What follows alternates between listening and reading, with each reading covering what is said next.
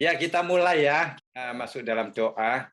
Ya. Tuhan, kami kembali mengucap syukur dan berterima kasih atas kasih karunia dan rahmat Tuhan, juga keselamatan yang Tuhan berikan, pemilihan Tuhan, khususnya malam ini kami mendengar grandmanya Aileen menerima Tuhan Yesus sebagai juru selamatnya, dan kiranya Tuhan iman yang baru mulai bertumbuh boleh terus bertumbuh di dalam dirinya. Tuhan, kami sebentar ini juga bersama-sama akan meneruskan pembahasan kami tentang Kitab Roma, dan Tuhan kami berdoa kiranya Roh Kudus yang beserta dengan kami, Engkau mengetahui kebutuhan kami, dan kiranya Engkau berbicara dan membangun kerohanian kami supaya kami semakin diteguhkan dan semakin menghasilkan buah-buah daripada keyakinan kami di dalam iman Kristiani kami, di dalam kami mengikut Tuhan. Kami serahkan waktu ini sepenuhnya ke dalam tangan Tuhan. Kami mohon Tuhan sendiri yang bertakhta di dalam hati setiap kami. Di dalam nama Tuhan kami Yesus Kristus kami berdoa. Amin. Ya, malam ini kita akan meneruskan pembahasan kita. Kita akan melihat dari Kitab Roma, ya, pasal yang ke-8. Kita akan melihat dari ayat yang ke-31 sampai ayat yang ke-39. Nah, kita tahu bahwa Kitab Roma pasal yang ke-8 dimulai dengan pembicaraan tentang kasih Allah yang begitu agung, kemudian tentang identitas kita sebagai anak Allah, juga keadaan kita karena dosa kita sudah diampuni, dan juga berbicara tentang kepastian daripada keselamatan yang kita terima, hak-hak istimewa dan pengharapan akan warisan daripada Allah. Dan kita melihat bagian terakhir diakhiri dengan suatu seruan kemenangan bagi semua orang kudus. Jadi di dalam bagian yang terakhir kita akan melihat dalam ayat yang ke-31 sampai 32 berbicara tentang bagaimana Allah mencukupi segala kebutuhan di dalam kehidupan kita. Kemudian kita melihat di dalam ayat yang ke-33 sampai ayat yang ke-34 tentang Kristus adalah pembela kita terhadap gugatan si jahat. Kemudian di dalam ayat yang ke-35 sampai ayat yang terakhir, ayat yang ke-39, itu berbicara tentang jaminan akan kontinuitas kehidupan dalam berkat dan kasih karunia Allah. Nah, itu adalah suatu penghiburan yang luar biasa. Jadi kita akan melihat bagaimana berkat-berkat Allah yang tercurah bagi kita di dalam Yesus Kristus itu diungkapkan sekali lagi dengan begitu sempurna di dalam bagian yang akan kita bacakan ini. Nah, kita melihat kembali ayat yang ke-31 dan sampai ayat yang ke-39 ini merupakan implikasi daripada kepastian keselamatan yang telah disebutkan di dalam ayat 29 dan ayat yang ke-30 yang sudah kita bahas minggu lalu. Dikatakan bahwa kita dipilih dari semula, ditentukannya dari semula, dipanggilnya, dibenarkannya, dan dimuliakannya. Kita melihat semua adalah pekerjaan Allah di dalam hidup kita. Dan ini adalah satu kepastian yang indah. Keyakinan akan kepastian ini menolong kita untuk melihat lagi ayat-ayat selanjutnya, bagaimana itu mempunyai implikasi langsung di dalam hidup kita. Kalau kita kembali melihat di dalam Mazmur pasal yang ke-14 ayat yang kedua, dikatakan Tuhan memandang ke bawah dari sorga kepada anak-anak manusia untuk melihat apakah ada yang berakal budi dan yang mencari Allah. Nah, kita melihat ternyata jawabannya tidak ada, ya, ayat-ayat selanjutnya. Nah, saudara sekalian, kita melihat bahwa kalau seandainya manusia mengandalkan diri sendiri untuk percaya kepada Allah, manusia pada dasarnya tidak ada yang berakal budi dan tidak ada yang mencari Allah. Itulah sebabnya tidak ada kepastian bagi manusia untuk keselamatan itu. Tetapi kita bersyukur bahwa keselamatan itu diberikan oleh Allah kepada kita. Nah, di dalam ayat yang ke-31 kembali dimulai dengan istilah sebab itu.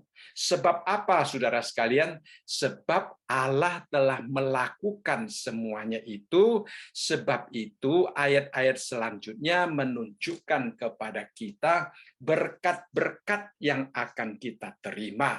Nah, karena Allah telah memilih kita, karena keselamatan kita begitu pasti, lalu apakah yang akan kita katakan tentang kepastian itu? Nah, itu yang Paulus ingin jelaskan di dalam ayat-ayat selanjutnya.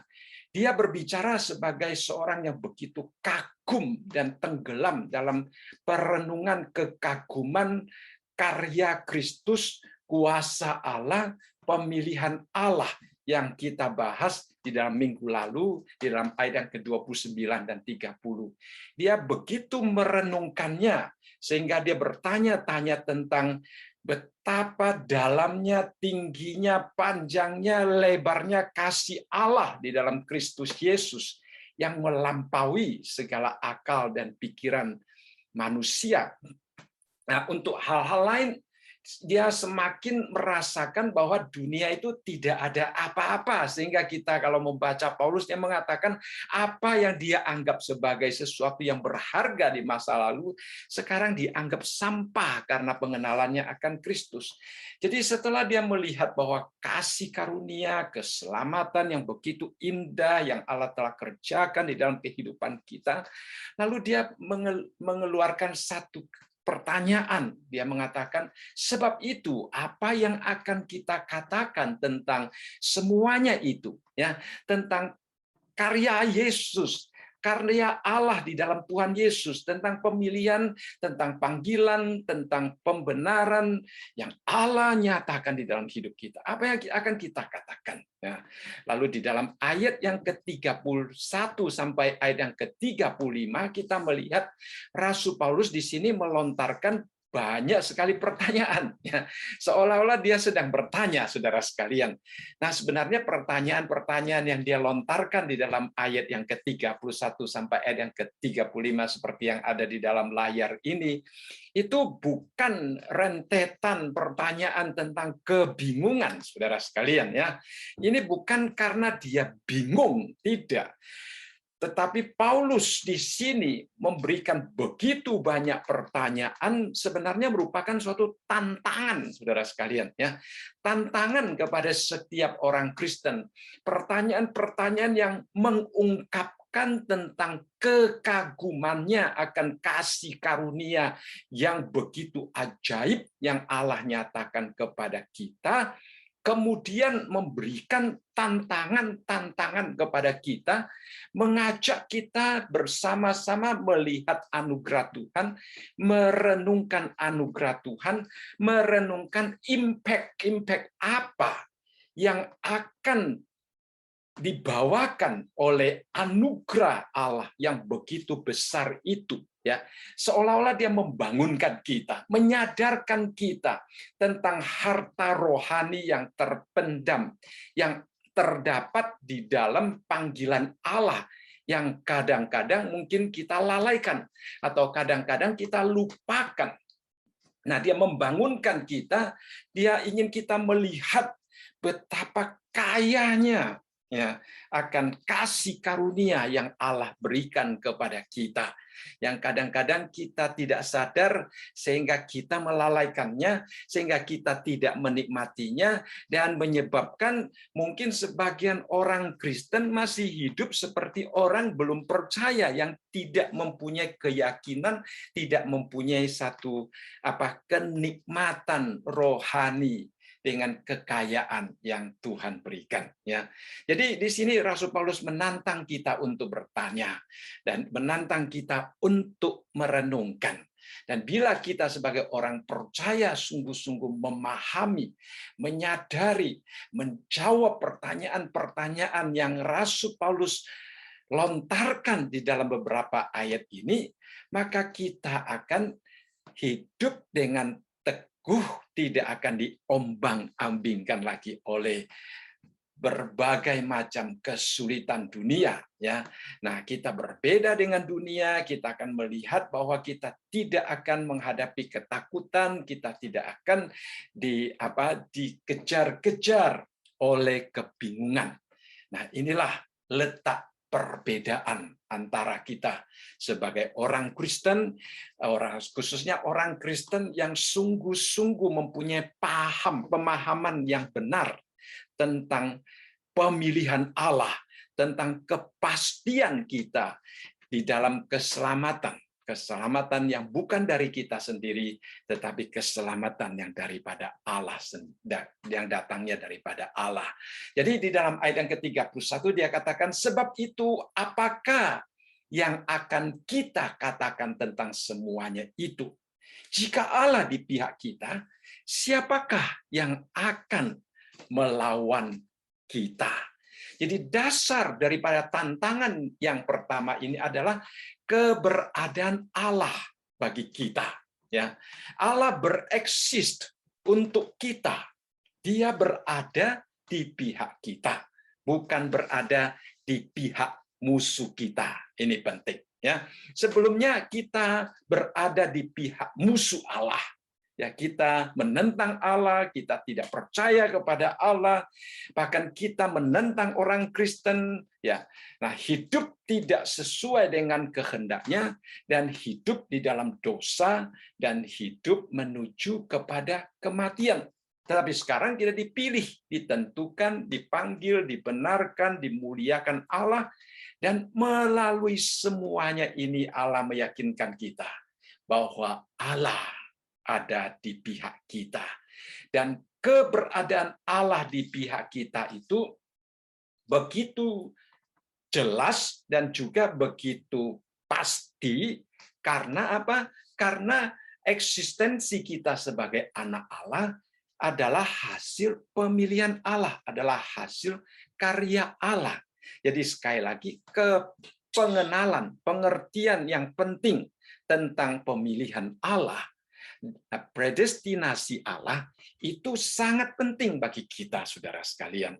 Karena itu akan menolong kita juga melangkah dengan pasti bahwa Allah akan terus-menerus berada di pihak kita. Ya, nah kalau kita menyangka bahwa kitalah yang mengambil keputusan untuk beriman kepada Allah, bahwa kitalah yang mengambil keputusan untuk memilih agama Kristen, atau kita mengambil keputusan untuk menerima Tuhan Yesus sebagai juru selamat, maka kita masih ada kemungkinan mempertanyakan apakah pemilihan kita itu benar, apakah pemilihan kita itu solid, apakah kita mengambil keputusan dengan sadar, apakah kita masih bisa kehilangan keputusan yang pernah kita ambil atau kita mengubah keputusan kita.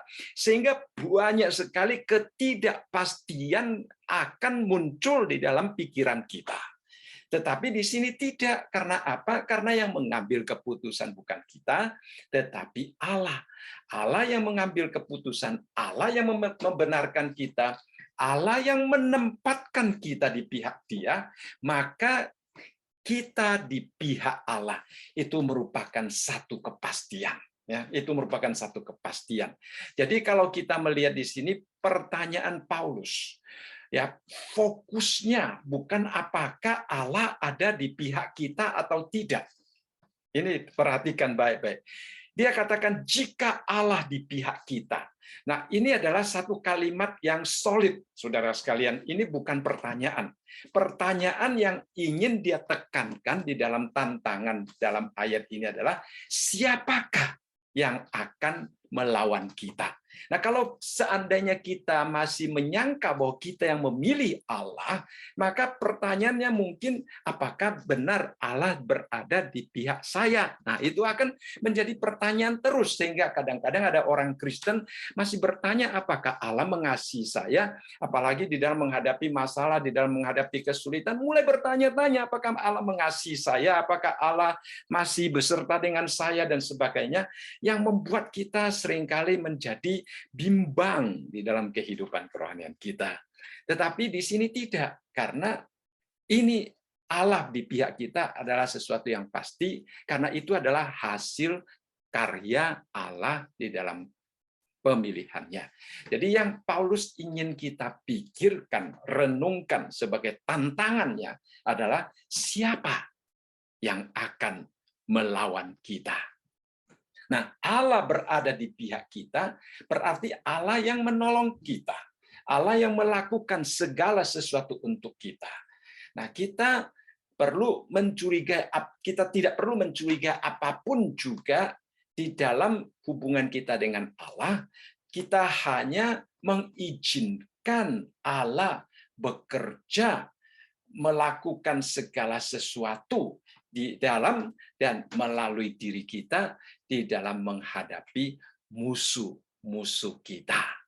Oleh sebab itu dikatakan di sini, siapakah yang akan melawan kita? Atau siapakah yang dapat melawan kita? Nah, untuk menang melawan kita, untuk menghalangi kebahagiaan di dalam hidup kita, untuk merampas damai sejahtera yang diberikan oleh Allah, untuk merampas sukacita. Saudara sekalian, sekalipun musuh kita hebat dan kuat, sangat banyak, sangat jahat, apa yang dapat mereka lakukan terhadap kita sementara Tuhan ada di pihak kita dan kita tetap di dalam kasih-Nya.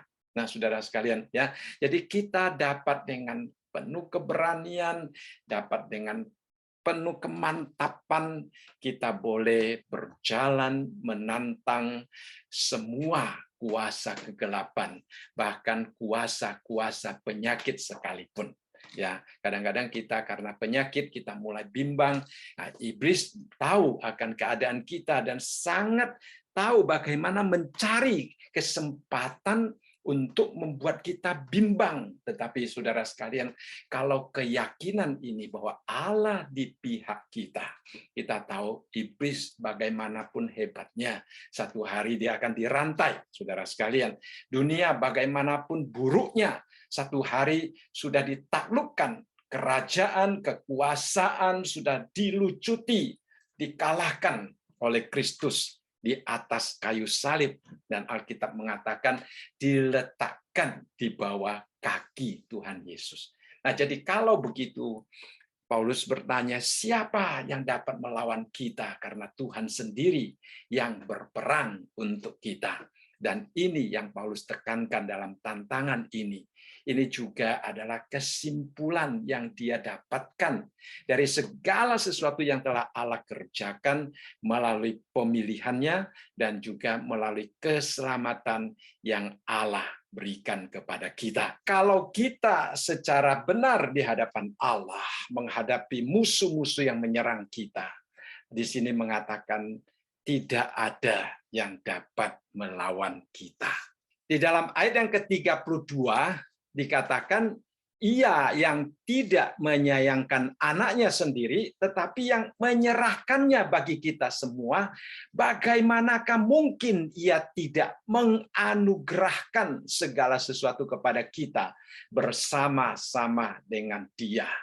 Jadi kita melihat di dalam ayat yang ke-32 menunjukkan bagaimana Tuhan akan mencukupi segala kebutuhan kita. Tuhan menjamin bahwa segala kebutuhan kita, segala sesuatu di sini ya akan dicukupi oleh Tuhan. Dia mengampuni dosa kita, tidak ada yang dapat melawan kita, tidak ada yang dapat merampas damai sejahtera ketenangan, dan di sini dikatakan bahwa Dia juga akan menganugerahkan segala sesuatu kepada kita bersama-sama dengan Dia, ya, yaitu Yesus Kristus. Jadi pertama-tama kita perhatikan bahwa Allah telah memberikan anaknya, menyerahkan anaknya kepada kita. Kalimat pertama dikatakan ia yang tidak menyayangkan anaknya sendiri. Nah, saudara, saya percaya ya, kita yang sudah menjadi orang tua, kita tahu bagaimana orang tua sayang kepada anaknya. Ya, tidak ada orang tua yang tidak sayang kepada anaknya. Ya, anak-anak kita bagaikan mutiara-mutiara yang paling berharga ya di dalam hidup kita, saudara sekalian. Kita akan melakukan apa saja untuk anak-anak kita, ya. Apalagi waktu anak-anak kita masih kecil, kita akan berusaha untuk merawatnya sedemikian rupa. Kita akan memperhatikan dia dengan begitu teliti dan begitu baik. Tidak ada orang yang tidak menyayangkan anaknya. Tetapi di dalam Allah ya, melihat tentang kehilangan umat yang dia ciptakan. Pada waktu dia melihat tentang kebutuhan keselamatan daripada umat manusia, jiwa-jiwa yang malang, yang sedang berjalan menuju kepada kebinasaan, dan hanya putranya saja yang dapat ya menyelamatkan, yang dapat menghentikan kebinasaan manusia. Di dalam situasi yang demikian, ya Allah tidak menahan anaknya. Ya. Nah, dia tidak menyayangkan anaknya, bukan berarti Allah tidak sayang kepada anaknya. Tetapi yang dikatakan dia tidak menyayangkan anaknya, istilah ini mempunyai hubungan langsung dengan menyerahkannya bagi kita. Ini adalah suatu pertimbangan antara mempertahankan anaknya dengan menyerahkan anaknya. Jadi sebenarnya dia di dalam hal ini ada kasih yang dia harus tunjukkan kepada anaknya dan kasih yang dia harus tunjukkan kepada orang-orang yang ada di dalam dunia ini. Dan dia berada di dalam satu pemilihan, saudara sekalian. Ya, kadang-kadang kita juga berhadapan dengan pemilihan. Ada kalanya kita harus melepaskan sesuatu untuk mendapatkan sesuatu. Ada pengorbanannya, baru kita mendapatkan hasilnya. Jadi di sini Tuhan tidak menyayangkan anaknya demi mendapatkan kita. Hal ini seperti yang terjadi pada Abraham. Ya, dikatakan di dalam Kejadian pasal yang ke-22 ayat yang ke-12, lalu ia berfirman, jangan bunuh anak itu dan jangan kau apa-apakan dia, sebab telah ku ketahui sekarang bahwa engkau takut akan Allah dan engkau tidak segan-segan untuk menyerahkan anakmu yang tunggal kepadaku. Nah, Abraham juga mempunyai hati yang demikian. Tidak segan-segan, di sini menggunakan istilah yang tentang Abraham. Tetapi waktu berbicara tentang Allah dikatakan ia tidak menyayangkan anaknya, ya, karena tidak ada cara lain lagi untuk menyelamatkan manusia. Satu-satunya adalah menyerahkan anaknya. Dan ketika Allah melakukan hal itu, disitulah Allah harus mengorbankan anaknya. Jadi tidak menyayangkan bukan berarti Allah tidak sayang kepada putranya, bukan.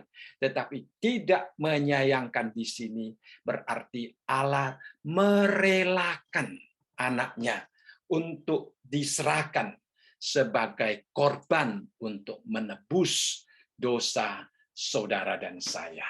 Nah, setelah dikatakan bahwa Allah anaknya aja tidak disayangkan di dalam dia mengasihi kita, bagaimana mungkin segala sesuatu tidak diberikan kepada kita, ya. Nah, ini sekali lagi ini adalah perbandingan antara putra Allah dengan materi yang diciptakan oleh Allah. Kalau seandainya putra Allah sendiri Allah tidak menyayangkan dan bersedia menyerahkannya untuk kita, apalagi materi-materi yang Allah ciptakan. Jadi kita melihat di sini Paulus sekali lagi memberikan satu keyakinan yang pasti bahwa Allah akan mencukupi segala kebutuhan kita. Nah, segala sesuatu adalah apapun yang kita butuhkan di dalam kehidupan kita. Saya ingat saya minggu lalu atau 2 minggu yang lalu pernah mengatakan bahwa Allah memberikan kepada kita apa yang kita butuhkan, ya, bukan apa yang kita inginkan, saudara sekalian. Ya, kadang-kadang kita inginkan banyak, tetapi belum tentu kita butuhkan. Tetapi Allah mengetahui apa yang menjadi kebutuhan kita, dan Allah akan memberi sesuai dengan kebutuhan kita. Dan Allah kadang-kadang memberi surprise di dalam hidup kita, saudara sekalian, ya. Bahkan Allah akan memberikan di dalam Efesus pasal yang ketiga ayat yang ke-20 dikatakan bahwa Allah akan memberikan jauh lebih banyak daripada yang kita doakan atau pikirkan, seperti yang ternyata dari kuasa yang bekerja di dalam kita. Jadi Allah, Dia tahu kita membutuhkan apa, dan kadang-kadang sesuatu yang tidak pernah kita pikirkan, sesuatu yang kita mungkin tidak berani memikirkan kalau kita akan memilikinya. Tapi karena Allah melihat bahwa kita membutuhkannya, maka Allah memberikannya kepada kita sebagai surprise di dalam hidup kita. Nah, di dalam Mazmur pasal yang ke-34 ayat yang ke-10 di situ dikatakan, singa-singa muda merana kelaparan, tetapi orang-orang yang mencari Tuhan tidak kekurangan sesuatu pun yang baik. Nah, yang baik tentunya di mata Tuhan, saudara sekalian, sesuatu yang baik. Nah, kita melihat singa-singa muda, raja-raja hutan pun masih merana kelaparan, saudara sekalian. Kadang-kadang mereka tidak menemukan makanan, tetapi kita sebagai anak Allah, kita tidak perlu takut, kita tidak perlu khawatir, karena Tuhan akan mencukupi apapun yang kita butuhkan di dalam hidup kita. Kemudian di dalam ayat yang ke-33 dikatakan, siapakah yang akan menggugat orang-orang pilihan Allah? Ya, Allah yang membenarkan mereka. Siapa yang akan menghukum mereka? Nah, kita melihat di sini bahwa Allah akan melindungi orang-orang yang Dia pilih. Apakah hukum menuduh mereka? Apakah hati nurani mereka sendiri menuduh mereka? Apakah iblis penuduh saudara-saudara kita menuduh mereka di hadapan Allah siang dan malam? Paulus di sini ingin mengingatkan kita satu hal. Jangan merasa dikejar-kejar oleh rasa bersalah. Seorang pernah berkata dengan sangat baik, seringkali Tuhan sudah mengampuni kita, tetapi kita sendiri tidak mengampuni diri kita sendiri. Hati nurani kita, rasa bersalah kita masih selalu mengejar-ngejar kita, sehingga iblis paling suka memakai tuduhan-tuduhan itu untuk meminta kita melakukan kesalahan yang lebih besar, saudara sekalian. Ya, mungkin saudara pernah mendengar cerita tentang satu keluarga yang mempunyai 2 anak, salah satu anaknya memecahkan vas bunga daripada mamanya, dan anak yang satunya mengancam dia, meminta uang sakunya, karena kalau tidak diberikan uang sakunya, dia akan memberitahukan kepada mamanya. Nah, jadi tiap hari anak yang kecil harus memberikan uang saku kepada anak yang besar, karena diancam bahwa dia akan memberitahukan kisah pemecahan daripada pot bunga itu kepada mamanya. Satu hari anak itu merasa tidak mau ditekan oleh kakaknya lagi, dan dia pergi memberitahukan kepada mamanya. Ya, mamanya berkata, sebenarnya dari Tempo hari dari pertama saya sudah tahu bahwa engkau memecahkan pot bunga. Saya hanya ingin kamu datang dan memberitahukan kepada saya. Jadi kita melihat iblis kadang-kadang seperti kakaknya yang selalu memakai kesalahan yang pernah kita lakukan untuk menakut-nakutkan kita, untuk membuat kita merasa bersalah sehingga kita salah langkah, sehingga kita melakukan apa yang diinginkannya di dalam hidup kita. Tetapi saudara sekalian, di sini tuh dengan jelas firman Tuhan mengatakan Tuhan sendiri yang membenarkan kita. Tuhan sendiri yang membenarkan kita. Dia adalah hakim, dia adalah raja, dia adalah pembela, dia adalah penilai dengan benar, dengan adil. Saudara sekalian, dialah yang membenarkan kita. Jadi kalau dia membenarkan kita, jadi kita tidak perlu takut apapun yang dapat dilakukan oleh manusia, dan dikatakan di sini siapa yang akan menghukum mereka. Ya mungkin saudara bertanya tentang martir yang mati karena dituduh atau dihukum oleh dunia ini. Ya kadang-kadang ada orang bertanya, kalau tidak ada yang dapat menghukum orang-orang Kristen yang sudah dibenarkan oleh Allah, mengapa masih ada martir-martir yang dituduh dan kemudian dihukum, dihancurkan, saudara sekalian? Ya, memang dalam sejarah gereja kita melihat bahwa dalam kehidupan kita ada orang yang menuduh kita, dan karena tuduhan tersebut kita mengalami kerugian dan mengalami penderitaan, dan juga karena tuduhan itu mungkin kita dijatuhi hukuman seperti para martir. Mereka mungkin dapat memenangkan tuduhan mereka di hadapan hakim dunia yang tidak adil, tetapi mereka tidak dapat memenangkan tuduhan mereka di hadapan Allah yang adil, saudara sekalian. Ya, seperti yang pernah Tuhan Yesus katakan di dalam Matius pasal yang ke-10 ayat yang ke-28, dan janganlah kamu takut kepada mereka yang dapat membunuh tubuh tetapi tidak berkuasa membunuh jiwa. Takutlah terutama kepada Dia yang berkuasa membinasakan baik jiwa maupun tubuh di dalam neraka.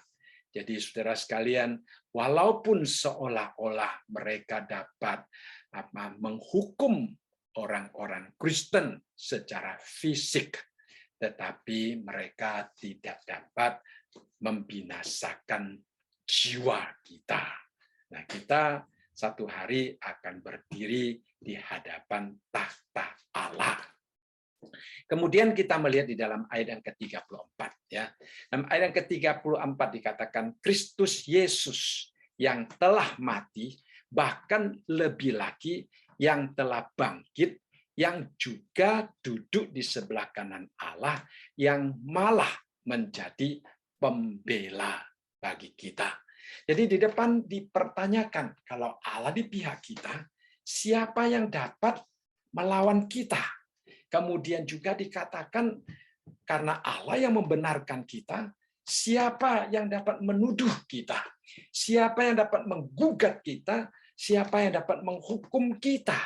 Nah, bukan saja kita dibenarkan oleh Allah, sekarang kita melihat bahwa Kristus sendiri yang menjadi pembela kita. Nah, di dalam ayat yang ke-34 dikatakan Kristus Yesus yang telah mati.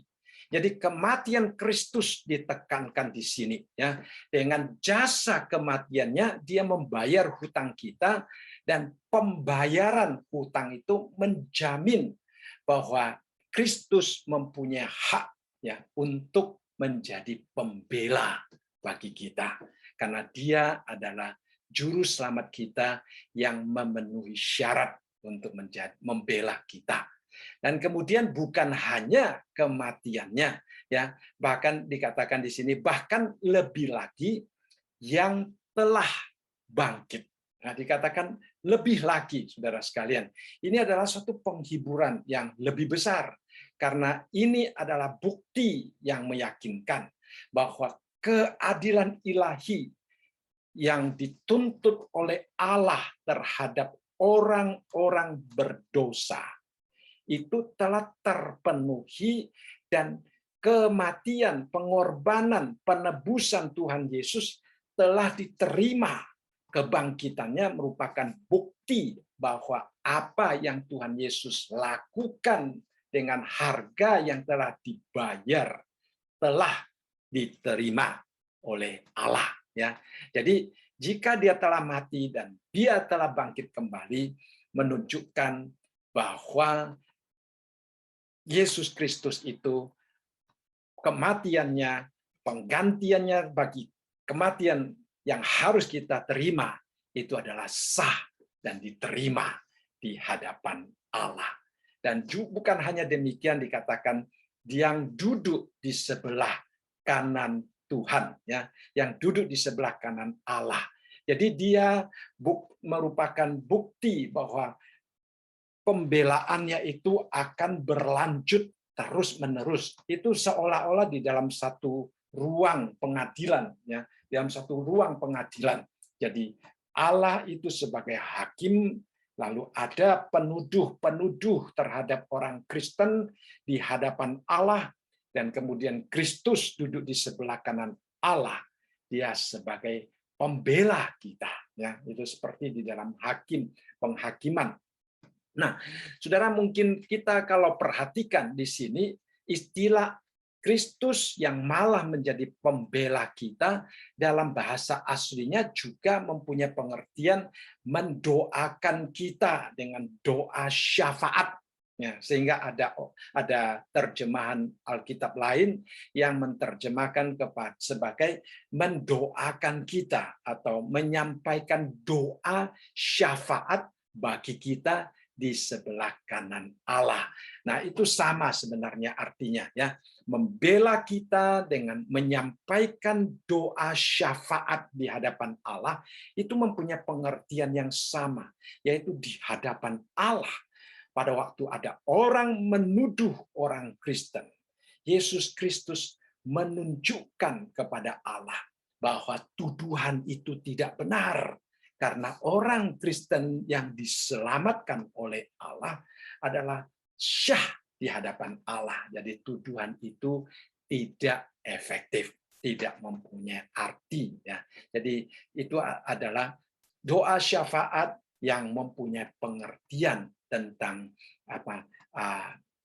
pembelaan. Ya, jadi di sini juga menunjukkan kepada kita, saudara sekalian, kadang-kadang kita berdoa bagi orang-orang lain, ya, sebagai doa syafaat kita, itu mungkin di hadapan Allah juga merupakan pembelaan kita, karena iblis selalu ingin menyerang orang-orang Kristen, ya. Orang-orang dunia ingin menyerang orang-orang Kristen, orang-orang dunia ingin menjatuhkan orang-orang Kristen. Kita datang ke hadapan Allah, kita menyerahkan saudara-saudara kita kepada Allah, kita memberitahukan kepada Allah bahwa orang-orang yang Tuhan kasih itu sebenarnya hidup menurut kehendak Allah, ya. Jadi kita berdoa di hadapan Allah seperti Tuhan Yesus mendoakan kita. Kalimat ini merupakan satu hal yang sangat menguatkan iman kita, saudara sekalian. Ya, Yesus adalah pembela kita. Kalimat ini adalah kalimat yang sangat menguatkan iman kita dan meyakinkan kita tentang pemeliharaan Allah, tentang penggenapan janji Allah di dalam hidup kita. Nah, apakah kita masih ada di dalam ruang yang keraguan-raguan, saudara sekalian? Saya rasa tidak, ya. Kita tidak mempunyai ruang keraguan-raguan lagi di dalam hati kita. Mengapa? Karena kita melihat bahwa Allah begitu mengasihi kita, begitu memelihara kita. Saya percaya seorang Kristen yang mempunyai pengertian yang benar tentang pemilihan Allah, yang terfokus sepenuhnya pada diri Allah, akan tidak dikecewakan, tidak digoncangkan, tidak merasa ragu-ragu oleh situasi dan keadaan apapun juga, saudara sekalian. Ya, Ya, kita tetap harus melakukan segala sesuatu dengan hati-hati walaupun ada Yesus yang membela kita. Yesus membela kalau kita melakukan sesuatu yang benar. Ya, kalau kita tidak melakukan sesuatu yang benar, Yesus juga tidak akan membela kita. Ya, seperti Daud berdoa, Tuhan adilah kami sesuai dengan keadilan-Mu. Nah, kita tahu Tuhan berbeda dengan hakim. Ya, hakim dunia mungkin dapat disogok, tetapi Tuhan tidak dapat. Nah, kalau sampai berdoa minta Tuhan menghakimi kita dengan keadilannya, maka kalau seandainya kita salah, maka Tuhan akan menghukum kita juga. Jadi di sini kita harus melakukan segala sesuatu dengan sangat berhati-hati, sehingga pada waktu Tuhan Yesus mendoakan kita, Dia yang memeriksa hati kita, Dia yang mengetahui kehidupan kita, maka serangan-serangan manusia yang bagaimanapun juga tidak mempunyai arti apa-apa, karena Tuhan akan membela kita. Sehingga kita boleh seperti Paulus berkata di dalam 1 Korintus pasal yang keempat, ayat yang ketiga sampai yang keempat ini, saudara ya. 1 Korintus pasal yang keempat, ayat yang ketiga sampai ayat yang keempat, Paulus berkata, bagiku sedikit sekali artinya, entahkah aku dihakimi oleh kamu atau oleh sesuatu pengadilan manusia. Malahan diriku sendiri pun tidak kuhakimi, sebab memang aku tidak sadar akan sesuatu, tetapi bukan karena itulah aku dibenarkan. Dia yang menghakimi aku ialah Tuhan. Nah, Paulus berkata memang hidup kita tidak sempurna, saudara sekalian. Ya, ada hal-hal tertentu yang mungkin kita lakukan secara tidak sadar. Ya, dikatakan ayat yang keempat, sebab memang aku tidak sadar akan sesuatu. Ya, kadang-kadang kita melakukan kesalahan tanpa kesadaran kita. Nah, itu bisa terjadi di dalam hidup kita, seperti Paulus mengatakan di sini. Tetapi saudara sekalian, dia katakan kita dibenarkan bukan karena kehidupan kita. Kita dibenarkan karena Tuhan yang menghakimi, mengetahui kehidupan kita. Jadi kita kalau hidup taat kepada pimpinan Tuhan, berhati-hati, Tuhan juga tahu. Nah, kalau seandainya seperti yang Paulus katakan di sini, kita tidak sadar dan melakukan suatu kesalahan secara tidak sadar, kita cepat-cepat datang kembali kepada Tuhan. Ya, minta pengampunan daripada Tuhan. Dia yang menghakimi, Dia yang mengetahui ketulusan hati kita untuk meminta pengampunan di hadapannya. Dia juga yang akan menolong kita, saudara sekalian, ya. Jadi kita perlu selalu mengintrospeksi diri kita dan selalu juga kembali kepada Tuhan, ya. Bukan berarti kita sombong mengatakan bagiku tidak ada artinya, entahkah aku dihakimi oleh kamu atau oleh sesuatu pengadilan manusia. Ini bukan perkataan yang sombong yang meremehkan orang, bukan, saudara sekalian, sama sekali bukan. Paulus di sini ingin memberitahukan bahwa ada hakim yang adil di atas hakim manusia. Nah, keadilan Allah itulah yang kita pegang. Walaupun ketidakadilan manusia boleh menimpa diri kita, tetapi keadilan Allah pada akhirnya akan diterapkan.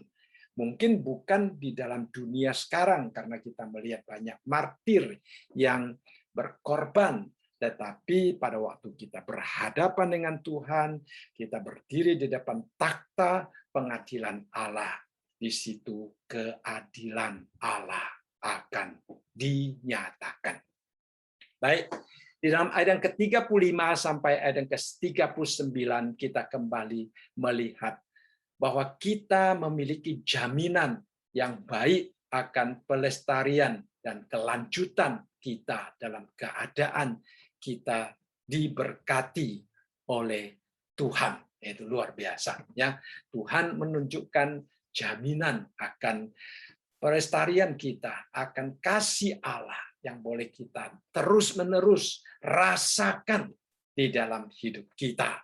Jadi di dalam ayat yang ke-35 dia bertanya lagi, siapakah yang akan memisahkan kita dari kasih Allah? Apakah penindasan, atau kesesakan, atau penganiayaan, atau kelaparan, atau ketelanjangan, atau bahaya, atau pedang. Nah, saudara-saudara sekalian, kadang-kadang ada orang Kristen yang merasa ketakutan akan kehilangan kasih Allah. Ya, kadang-kadang begitu. Ya, kadang-kadang kita berpikir apakah Allah masih mengasihi saya.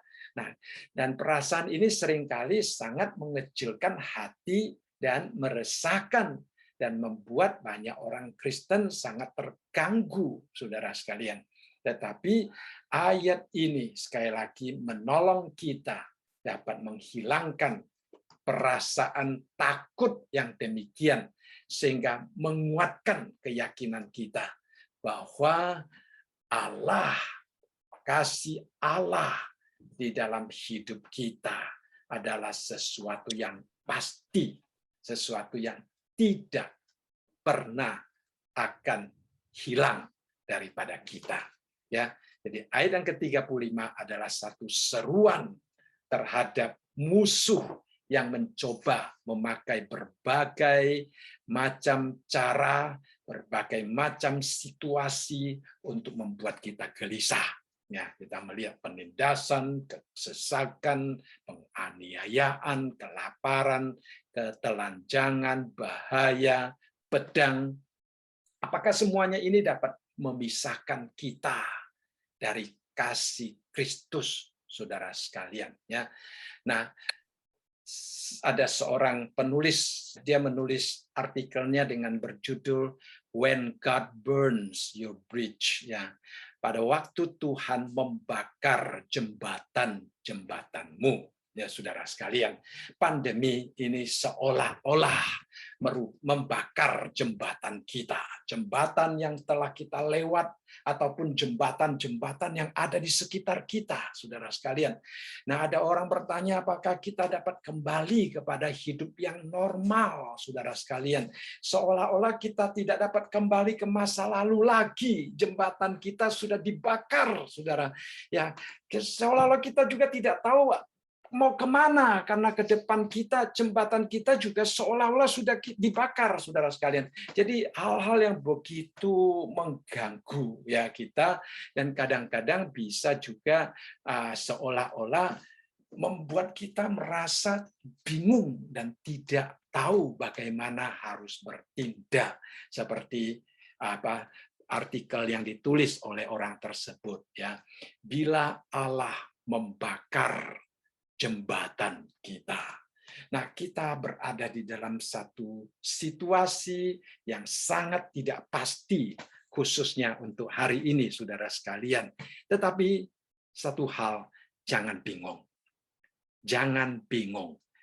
Ya, walaupun kita tidak tahu apa yang akan terjadi, walaupun situasi kita sangat tidak pasti, tapi ada satu hal yang pasti bagi kita adalah bahwa tidak ada kejadian apapun yang dapat memisahkan kita dari kasih Kristus. Kita harus memegang teguh akan keyakinan ini. Iblis akan menampi kita, iblis akan mencoba mengganggu ketenangan kita, membuat kita bingung dan curiga, memakai situasi yang tidak menyenangkan untuk membangkitkan rasa takut kita, rasa curiga kita, rasa ingin tahu kita, rasa khawatir kita, sehingga kita bertanya-tanya tentang kasih Allah. Tetapi kita harus berpegang teguh pada keyakinan bahwa Allah tidak pernah akan meninggalkan kita. Ini harus kita percayai. Jadi semua yang terjadi tidak dapat memisahkan kita dari kasih Allah. Bukan karena kita, tetapi karena kesetiaan Kristus. Karena Dia yang tidak akan meninggalkan kita. Dia yang tidak akan melepaskan kita. Ombak apapun tidak dapat melepaskan genggaman tangannya pada kita. Nah, karena kita berada di dalam pelukan kasih-Nya. Jadi saudara sekalian, dikatakan di sini tidak ada yang dapat memisahkan kita daripada kasih Allah. Bukan karena kita, juga bukan karena berapa kuatnya iman kita, bukan karena ketekunan kita, tetapi karena Kristus. Karena Kristus, saudara sekalian, tidak akan melepaskan kita. Jadi itu adalah keyakinan kita. Tuhan tidak akan melepaskan kita. Ingat baik-baik. Dan perhatikan ayat yang berikutnya. Dikatakan seperti ada tertulis, oleh karena engkau, kami ada dalam bahaya maut sepanjang hari. Kami telah dianggap sebagai domba sembelian. Memang situasi kadang-kadang terjadi seperti yang tercatat di dalam ayat yang ke-36. Saudara, ayat yang ke-36 Paulus mengutip dari Mazmur pasal yang ke-44 ayat yang ke-22. Ya, di dalam Mazmur 44 ayat yang ke-22, pemazmur juga berkata, oleh karena engkau kami ada dalam bahaya maut sepanjang hari, kami telah dianggap sebagai domba sembelian. Nah, ayat ini mengilustrasikan tentang bencana yang menimpa orang-orang yang dikasihi oleh Tuhan. Ya, bahwa orang Kristen menghadapi kesengsaraan di semua sisi, berada dalam kesusahan, tidak tahu kemana harus mencari bantuan, dan mencari kekuatan, dianiaya oleh orang-orang yang jahat, yang sedang marah. Saudara sekalian, dunia yang selalu membenci orang-orang Kristen, membenci orang-orang yang dikasih Kristus, yang seolah-olah kita terjepit di dalam penderitaan, saudara sekalian. Dikatakan di sini, oleh karena engkau, kami ada dalam bahaya maut sepanjang hari. Kami telah dianggap sebagai domba sembelihan. Ayat ini mengisyaratkan bahwa kita tidak merasa aneh kalau seandainya orang Kristen berada di dalam penderitaan, dalam pengadilan yang berdarah, dalam suatu penganiayaan yang luar biasa, saudara sekalian. Kita melihat orang-orang kudus di dalam perjanjian lama, mereka juga menghadapi hal yang sama. Para nabi-nabi juga disiksa oleh mereka, saudara sekalian. Ya, itulah sebabnya dikatakan oleh pemazmur, oleh karena engkau kami ada dalam bahaya maut sepanjang hari. Yaitu secara terus-menerus terkena dan menghadapi penganiayaan yang fatal. Yang hal ini masih terjadi, saudara sekalian, ya, di dalam kehidupan kita ataupun di dalam kehidupan jemaat mula-mula. Ya, kita juga dikatakan di sini bahwa kami telah dianggap sebagai domba sembelihan. Wah, saudara sekalian, domba-domba yang dibawa ke tempat penyembelian itu adalah domba-domba yang kasihan. Ya, nah ada orang mengatakan mereka tidak membunuh domba itu karena domba itu melakukan kesalahan, tetapi karena domba itu mendatangkan kebaikan bagi mereka. Nah, saudara sekalian, demikian juga orang-orang membunuh orang-orang Kristen bukan karena ada masalah di dalam diri orang Kristen, karena membunuh orang Kristen itu sendiri merupakan sesuatu yang kelihatannya menyenangkan mereka. Nah, itulah ya saudara sekalian, itulah hati manusia. Ya, di dalam Mazmur pasal 14 ayat yang keempat dikatakan, tidak sadarkah semua orang yang melakukan kejahatan, yang memakan habis umatmu seperti memakan roti, dan yang tidak berseru kepada Tuhan. Kita melihat mereka dikatakan memakan habis umat Tuhan seperti memakan roti.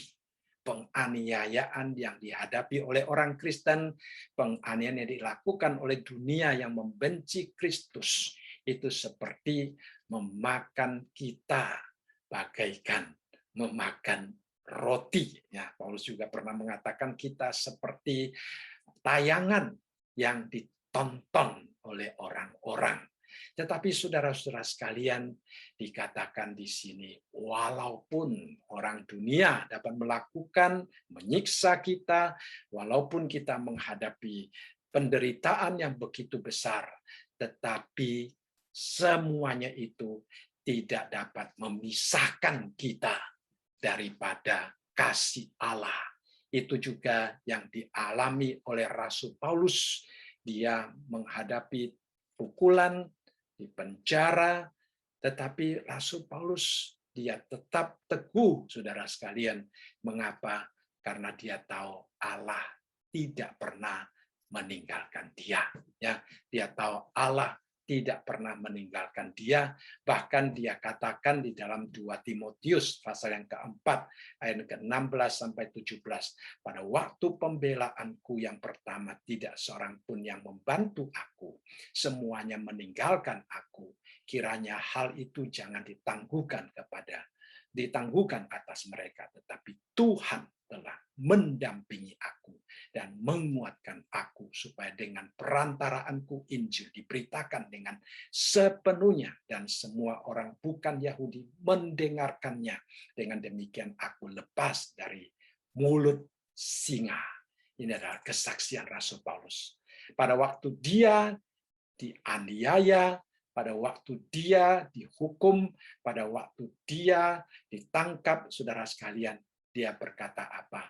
Semua teman-temannya meninggalkan dia. Kadang-kadang kita di dalam ada orang sering mengatakan kalau kita dalam keadaan lancar temannya banyak, ya. Kalau kita dalam keadaan susah temannya hilang semua, dan di situ akan kelihatan teman-teman yang sejati, saudara sekalian. Nah, Paulus juga menghadapi pada waktu dia menghadapi hukuman, saudara sekalian, dikatakan semua orang meninggalkan dia. Ya, di dalam ayat yang ke-16 ini. Tetapi di dalam ayat yang ke-17 dia katakan, tetapi Tuhan telah mendampingi aku dan menguatkan aku. Inilah penghiburan orang-orang Kristen, saudara sekalian.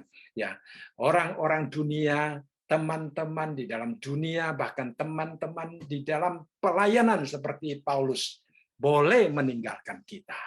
Tetapi Tuhan tidak, saudara sekalian. Tuhan akan tetap mendampingi kita. Apapun yang terjadi, Tuhan tidak pernah meninggalkan kita. Itu adalah satu penghiburan yang luar biasa, saudara sekalian. Ya, ini adalah penghiburan yang harus selalu kita pegang di dalam hidup kita, bahwa Tuhan akan mendampingi kita. Ya, saudara percaya akan hal ini. Kemudian ayat yang ke-37 dikatakan, tetapi dalam semuanya itu kita lebih daripada orang-orang yang menang oleh Dia yang telah mengasihi kita. Jadi di satu sisi Paulus berkata, oleh karena engkau kami ada dalam bahaya maut sepanjang hari. Kami telah dianggap sebagai domba-domba sembelian. Tetapi di dalam ayat yang ke-37 dikatakan, tetapi dalam semuanya itu kita lebih daripada orang-orang yang menang luar biasa.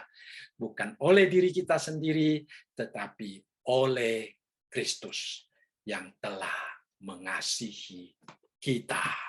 Saudara, dikatakan di sini kita lebih daripada orang-orang yang menang. Kita adalah pemenang. Ya, meskipun berada dalam bahaya maut sepanjang hari, namun kita adalah pemenang. Perhatikan baik-baik, dikatakan oleh Dia yang telah mengasihi kita. Bukan kekuatan diri kita sendiri. Kadang-kadang semakin kita tidak menerima kenyataan penderitaan, semakin kita mencoba melawan situasi, semakin kita tidak mau menyerahkan diri, semakin tekanan itu begitu kuat di dalam diri kita, semakin kita tidak mampu untuk mengalahkannya. tetapi kemenangan yang kita dapatkan, kita akan menjadi orang yang lebih daripada pemenang. Bukan mengandalkan kekuatan kita, tetapi mengandalkan penyerahan kita.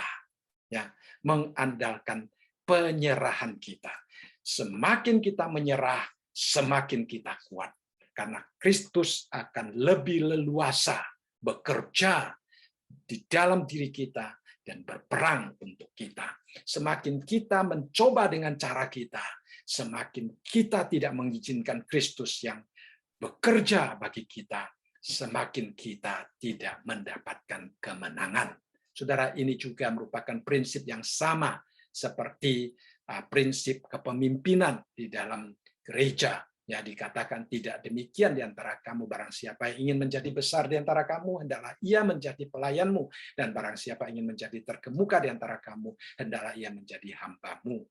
Demikian juga prinsip yang sama, barang siapa ingin menjadi pemenang, dia harus menyerahkan diri sepenuhnya kepada Kristus, karena Kristus yang berperang bagi dia. Semakin kita tidak menyerahkan diri kita kepada Kristus, semakin kita tidak mengalami pertolongan daripada Kristus.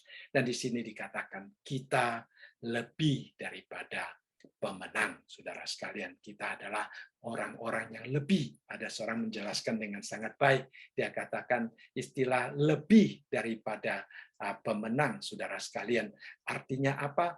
Artinya kita membayar harga yang sedikit dan mendapatkan keuntungan yang besar, saudara. Ya, kita mengalami kerugian secara, mungkin kita disiksa, kita mengalami kerugian secara materi, emas dan perak dirampas mereka, rumah dibakar mereka, mungkin kesehatan mereka diganggu mereka, bahkan dihancurkan oleh mereka. Tetapi semuanya ini merupakan bagian daripada dunia yang fana. Sedangkan yang kita dapatkan adalah kemuliaan, kehormatan, damai sejahtera, mahkota kebenaran yang tidak akan pudar, yang tidak dapat hilang. Ya, itu adalah sesuatu yang lebih bernilai, lebih mulia, lebih kekal.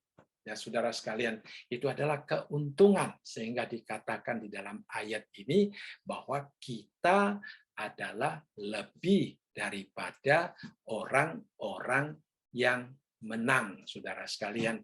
Mungkin saudara pernah mendengar satu kesaksian dari seorang yang bernama Perpetua. Saudara, saya tidak tahu apakah saudara pernah mendengar akan kesaksian martir ini. Ya, Perpetua ini adalah seorang yang hidup di kota Carthage, ya, di Afrika Utara. Dia adalah seorang Kristen, seorang ibu yang masih muda, berumur 23 tahun. Ada artikel mengatakan dia adalah orang Kristen yang masih baru percaya tidak berapa lama. Dan dia baru saja melahirkan seorang putra, masih menyusui anaknya. Dan dia bersama dengan budaknya perempuan yang bernama Felicitas. Ya, mereka serta beberapa orang Kristen karena mempertahankan imannya dipenjarakan dan kemudian mati sebagai martir, ya, saudara sekalian. Nah, di dalam penjara Perpetua itu mulai menulis diarinya. Dia mengatakan suatu hari ayahnya datang menasihati dia supaya dia menyangkal imannya, tetapi sambil menunjuk pada sebuah tempayan. Dia katakan, dia bertanya kepada ayahnya, apakah ayah boleh memakai nama lain untuk menyebut tempayan tersebut? Ayahnya berkata, tidak. Ya, tempayan, ya tempayan, ya, saudara sekalian. Lalu dia menjawab ayahnya, kalau begitu perhatikan saya baik-baik. Saya dalam keberadaan saya sekarang tidak ada nama lain yang boleh disebutkan untuk saya selain orang Kristen. Dan kalau saya orang Kristen, saya harus setia pada identitas saya sebagai orang Kristen. Nah, ayahnya berulang-ulang menasihati dia. Ayahnya berkata, kasihanilah ayahmu yang sudah berambut uban, ibumu sudah tua, saudara-saudaramu, tantemu, dan ingatlah juga akan putramu yang baru lahir, yang masih membutuhkan air susumu, katanya. Dia tidak dapat hidup tanpa engkau, katanya. Ya, ayahnya datang pergi untuk menasihati dia. Tetapi dia tetap tidak mau melepaskan imannya, saudara. Nah, Hilarianus, governor yang pada waktu itu menjalankan hukuman, karena melihat dia sebagai seorang ibu yang masih menyusui anaknya, dia tidak tega untuk menghukum dia, sehingga dia memberi kesempatan ulang. Ya, berulang kali dia menanyakan, ya, kasih tahu saya apakah kamu orang Kristen atau bukan. Tetapi Perpetua menjawab, ya, saya adalah orang Kristen. Nah, pada waktu itu ayahnya masih mencoba untuk meminta pengampunan daripada Hilarianus, tetapi Hilarianus setelah mendengar semua itu dia menjadi sangat marah, dan dikatakan pada tanggal 7 Maret tahun 203, ya, Perpetua dan teman-temannya dibawa ke arena. Dan seorang penulis yang lain meneruskan kisah kematian mereka, ya, pengorbanan mereka. Dia catat di situ bahwa Perpetua dan teman-temannya keluar dari penjara dengan wajah yang berseri-seri menuju ke arena dan menuju ke stadion, seperti mereka sedang berjalan menuju surga, katanya. Wajah yang tenang dan penuh damai, tidak menunjukkan rasa takut sama sekali, bahkan seperti wajah yang bersinar cemerlang dengan tenang, langkah-langkah yang mantap. Mereka berjalan menuju ke arena. Kemudian mereka memuji Tuhan di sana. Nah, saudara sekalian, luar biasa kesaksian ini. Nah, sementara itu binatang-binatang buas berkeliaran di lantai arena, dan segera seekor sapi jantan yang liar menyerang kelompok itu, dan Perpetua terlempar ke udara dan ke punggung daripada sapi jantan tersebut. Kemudian bajunya dirobek, katanya. Kemudian juga ada binatang-binatang buas yang lain menyerang sehingga mereka berlumuran darah, saudara sekalian. Hal ini mengingatkan saya pada waktu saya masih sekolah di SBC, kami melihat satu video tentang bagaimana orang-orang dipertarungkan dengan binatang buas. Pada waktu itu orang-orang yang tidak senang kepada orang Kristen, mereka melihat darah berlumuran, membanjiri tubuh orang-orang Kristen, mereka teriak kesenangan, saudara sekalian. Sedangkan di sisi lain kita melihat juga keluarga daripada martir-martir tersebut menangis luar biasa, saudara sekalian. Nah, kita melihat dikatakan bahwa Perpetua dan Felicitas akhirnya meninggal di arena itu, saudara sekalian. Tetapi mereka meninggal sebagai orang yang lebih daripada pemenang, karena tidak ada rasa takut di dalam hidupnya. Dan ayat yang ke-38 sampai 39 menunjukkan tentang suatu kemenangan yang sejati di dalam hidup kita.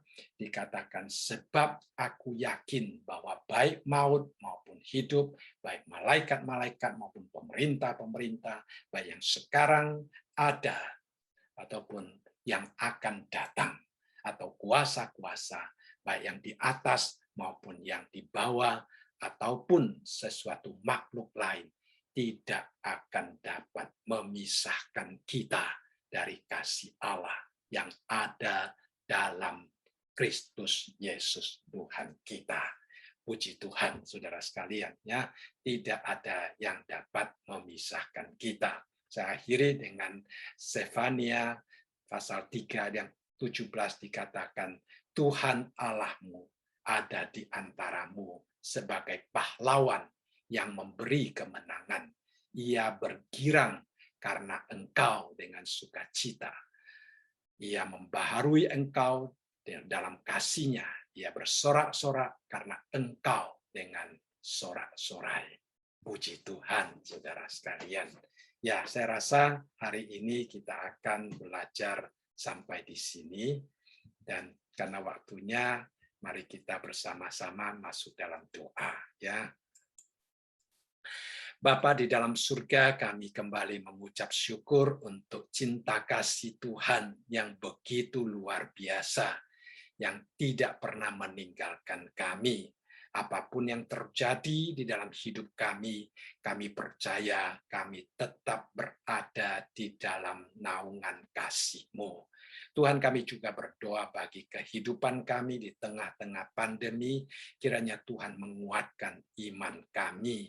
Kami berdoa bagi anak-anak yang mulai masuk sekolah saat ini, kiranya Tuhan menjaga, melindungi mereka, supaya mereka dijauhi daripada sakit penyakit. Lindungi dan berkati mereka, beri hikmat kepada anak-anak di dalam studi mereka, sehingga mereka boleh berhasil di dalam segala sesuatu yang mereka pelajari. Terima kasih Bapa, terpujilah nama-Mu. Di dalam nama Tuhan kami Yesus Kristus kami berdoa. Amin.